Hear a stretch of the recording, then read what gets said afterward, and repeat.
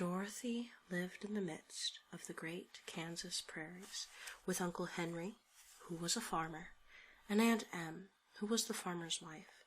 Their house was small, for the lumber to build it had to be carried by wagon many miles. There were 4 walls, a floor, and a roof, which made one room. And this room contained a rusty-looking cooking stove, a cupboard for the dishes, a table, 3 or 4 chairs, and the beds. Uncle Henry and Aunt Em had a big bed in one corner, and Dorothy a little bed in another corner. There was no garret at all, and no cellar, except a small hole dug in the ground called a cyclone cellar, where the family could go in case one of those great whirlwinds arose, mighty enough to crush any building in its path. It was reached by a trap-door in the middle of the floor, from which a ladder led down into the small, dark hole. When Dorothy stood in the doorway and looked around, she could see nothing but the great gray prairie on every side. Not a tree nor a house broke the broad sweep of flat country that reached to the edge of the sky in all directions.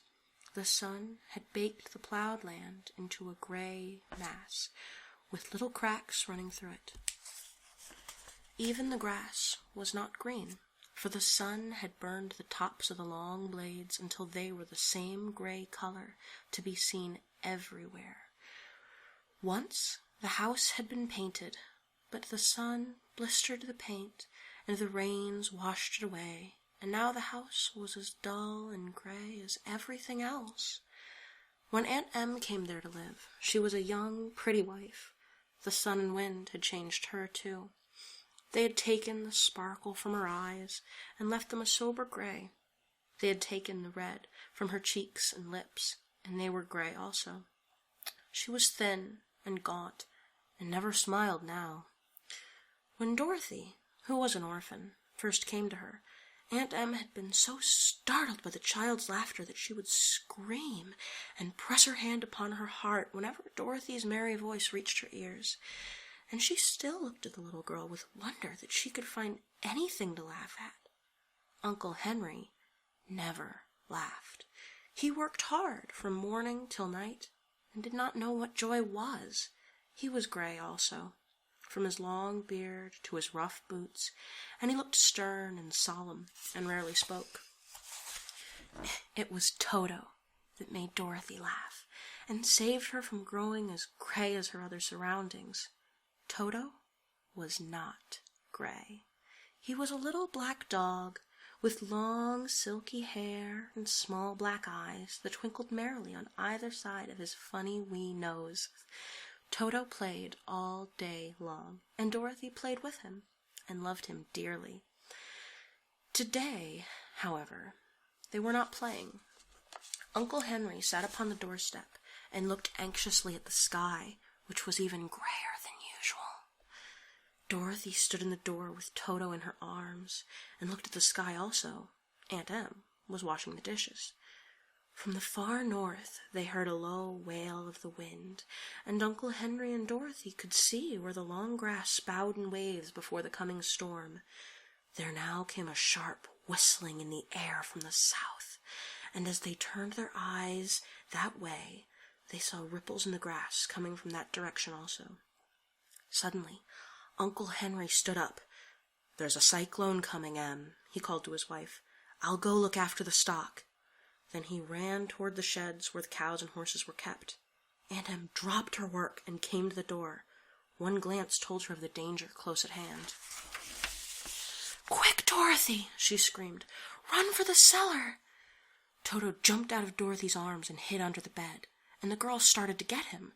Aunt Em, badly frightened, threw open the trap-door in the floor and climbed down the ladder into the small, dark hole. Dorothy caught Toto at last and started to follow her aunt.